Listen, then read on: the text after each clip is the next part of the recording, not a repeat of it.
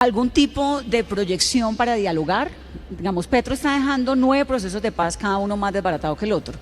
Acaban de levantar las órdenes de captura para 26 exmiembros del Clan del Golfo, con la excusa de que el 25 de junio se van a reunir todos en unas zonas en Chocó y en Antioquia, y que supuestamente pues va avanzando ese proceso de paz. Sabemos que los procesos de paz son secretos, y la información que tengo es que hace un mes se renovó esa mesa de diálogo con el Clan del Golfo. ¿Usted tiene algún interés en continuar alguna de estas mesas? Ninguna. El primer decreto que nosotros vamos a firmar es la reactivación de todas las órdenes de captura del cartel de la paz total. Todas las órdenes de captura activas, y los vamos a cazar como ratas, sobre todo a esos que mataron a Miguel Uribe. Nosotros en esto queremos ser claros, vamos a sacar una ley de sometimiento, es una ley amplia de sometimiento, pero tiene como garantía de no repetición para la sociedad colombiana la obligación de pagar con cárcel por los crímenes que cometieron. Pero esa ley de sometimiento implicaría, digamos, estos tipos del Clan del Golfo, o implicaría Calarcá, implicaría Mordisco, ¿alguno de ellos? Todos, es que Todos. yo no distingo, para mí las guerrillas de izquierda, por más banderas que tengan, son igual de narcoterroristas que todos los demás. El famoso ejército, autodenominado ejército gaitanista, el ELN, las FARC y todo lo demás es la misma cosa. Son ampones, y los ampones se tratan como ampones. ¿Quién dialoga? El juez de la República en la diligencia que se llama imputación de cargos. La criminalidad que tenemos hoy en Colombia está lejos de cualquier interés político, y por consiguiente esa ley de sometimiento aplica a todos por igual. Juan Fraile tiene pregunta en cabina, Juan. Pregunta para Juan Daniel Oviedo, sobre todo por las veces que hubo cuando se decía si usted iba a ser o no el vicepresidente, si iba a aceptar o no, si Paloma le quería proponer o no, sobre todo porque hay un debate alrededor de si usted en un año va a renunciar para irse a lanzarse a la alcaldía de Bogotá, y entonces decía uno, semejante debate, y Juan Daniel de pronto renuncia en un año para ser alcalde de Bogotá.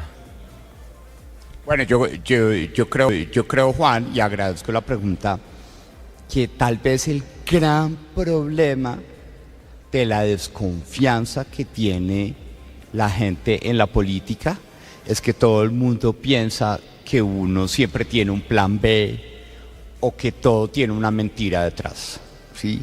Y yo le he demostrado a Colombia hasta ese momento que mi único interés de participar en política es de ganarme un puesto, ¿sí? Y no me lo he ganado todavía a punta de votos. Me lo voy a ganar como resultado de este ejercicio de trabajar con Paloma, de sumar. A punta de votos. A punta de votos. Entonces, si soy vicepresidente, voy a ser vicepresidente el mejor para Paloma y el mejor para Colombia durante sus 4 años de gobierno. ¿Y va a ser vicepresidente de llegar a ganar en esta contienda electoral con funciones adicionales que han hablado? ¿Sería un vicepresidente? Claro que sí. ¿Usted cree que yo voy a desperdiciar a Oviedo? Ahí lo voy a tener trabajando con esa capacidad de trabajo, con esa inteligencia. Es que lo que necesitamos en el gobierno es gente buena. Vamos a tener ministros uribistas, ministros de centro, ministros que sean buenos, que le solucionen las cosas a los colombianos. Oviedo va a tener que ser un superministro. ¿Algún petrista que le guste, que le ofrecería trabajo en su gabinete? Ahí tengo echados un par de ojitos a petristas arrepentidos, pero hay que ver. ¿Y sigue insistiendo en el expresidente Uribe, doctora Paloma, como su ministro de Defensa? No quiere, le va a tocar ser solamente consejero. En temas... Yo creo que aquí hay algo muy importante, y es que el país tiene que entender que esa fórmula de Paloma y Oviedo se construyó en el marco del debate democrático, de nuestras precandidaturas y de la gran consulta por Colombia, y tenemos un punto en común, que es el que más nos tiene unidos, y es que queremos evitar que Colombia vaya a ser un país viejo, pobre, violento, informal y discriminatorio. Y por eso ese asunto de la informalidad, ese asunto de la realidad mineroenergética de Colombia, problemas estructurales como el de Buenaventura, pues son temas que por el momento han sido abordados en conjunto con Paloma, y en los cuales voy a tener una responsabilidad muy importante. En temas de educación, que es una de las preocupaciones más grandes que tienen los colombianos, y sobre todo el acceso a la educación en las regiones más apartadas de Colombia, Solo el 10% de los estudiantes tienen este acceso en esas regiones apartadas, pero incluso los que logran acceder a la educación superior, en el 2023 una cifra de 335.000 estudiantes desertaron de esa educación superior. Muchos entran pero no pueden mantenerse a lo largo de sus estudios. ¿Cuál es la propuesta de ustedes en temas de educación puntual para los jóvenes del país? Ahí hay dos cosas, ¿no? Primero, la educación básica y media, que no está bien en el país. Es decir, este país quiere hablar de equidad, hablemos del problema de educación.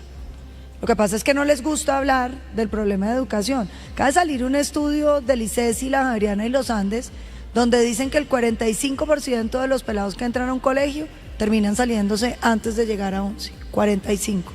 Y de los que se gradúan, 13% sacan una nota aceptable en lectoescritura, matemáticas y ciencias. ¿Qué quiere decir aceptable? No excelente, quiere decir que más o menos leen. 13%, Vanessa.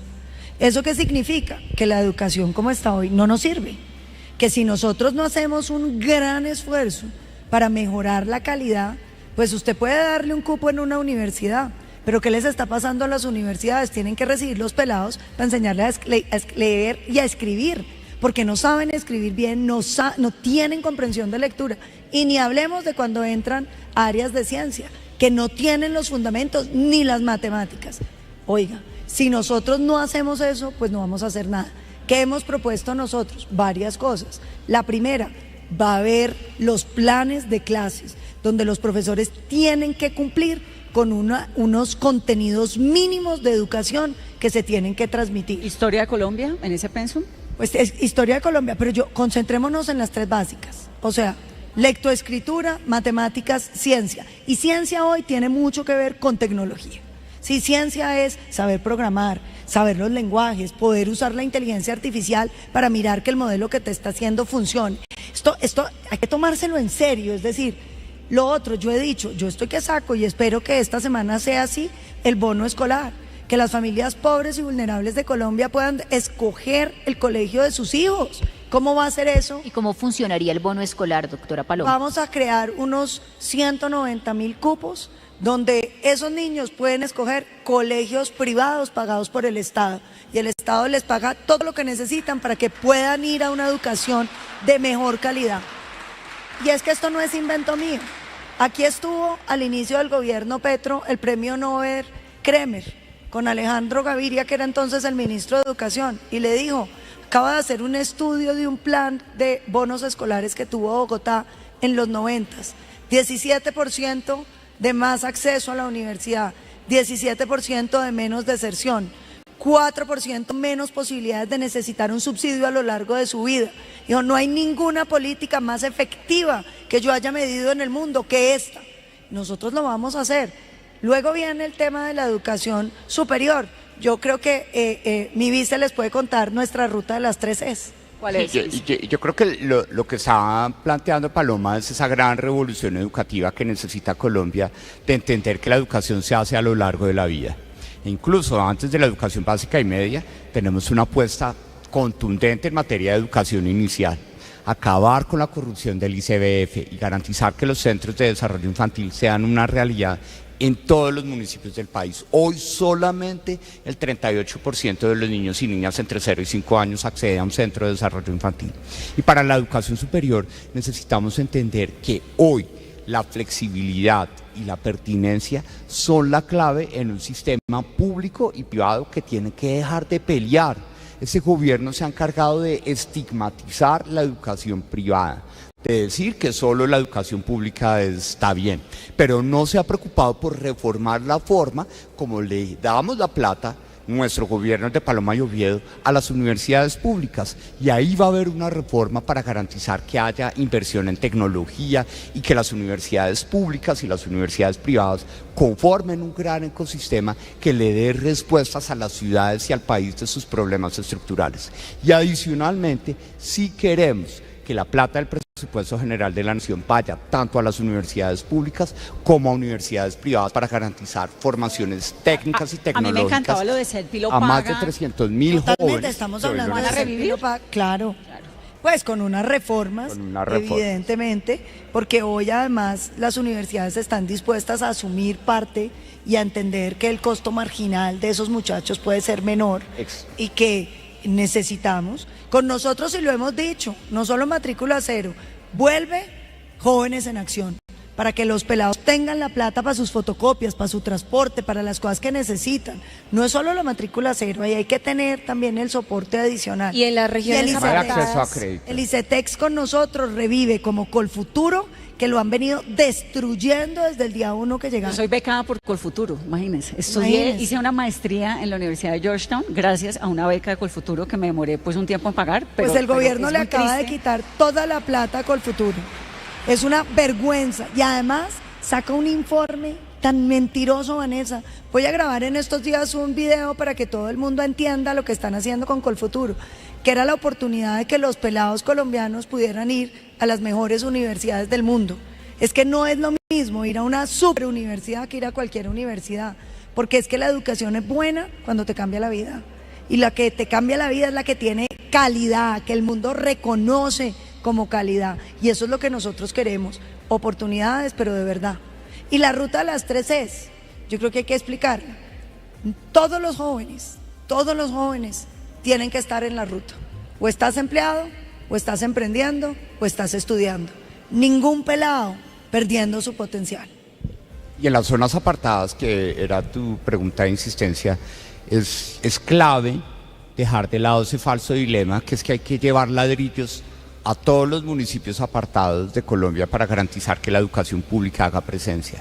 Porque los ladrillos es lo más fácil de llevar, pero los laboratorios, los investigadores, los profesores, lo que necesitamos es entender que sí, la mayor cantidad de jóvenes que no están escolarizados y que deberían estarlo, están en zonas apartadas. Y tenemos que buscar formas tanto de llevar algunos programas en forma híbrida a esas zonas apartadas o traer a esos jóvenes con auxilios de sostenimiento y de matrícula para que puedan estudiar en las mejores universidades del país y cerrar la brecha de algo que es un desafío muy importante, y es que hoy el campo está envejecido completamente. La mitad de los productos agropecuarios de Colombia se produce por personas de más de 60 años en Colombia. Y si queremos ser productivos en el campo, necesitamos rejuvenecer la mano de obra como una alternativa y no bajo los falsos dilemas en los que nos quiere meter este gobierno, de que la educación pública es buena y la privada no. ¿Cuál es la razón estadística por la cual tantos jóvenes en Colombia de las regiones apartadas son de izquierda?